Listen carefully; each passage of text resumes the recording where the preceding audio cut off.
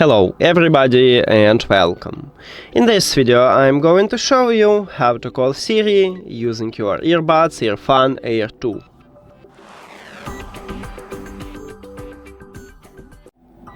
So, to call Siri, you need to use suggestors. The touch areas located at the back side of each earbud.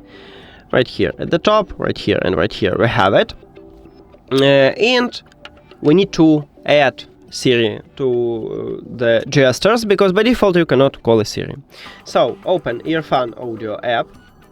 Of course, you need to add your earbuds to the application, then you will see them at the device list. Tap at your earbuds, then scroll down, and you need to find Customize Controls and tap at this line. Then decide you want to use the left or right earbud and tap at the best one for you. Let's say I want to use the right one. And then decide you want to use single press, double press, triple press, or press and hold, and tap at this line also. I'm going to use double press. So I just tap here, then scroll down, and you need to select Voice Assistant. And now let's check it. So 1, 2. And as you can see, Siri awake, so it works. That's it.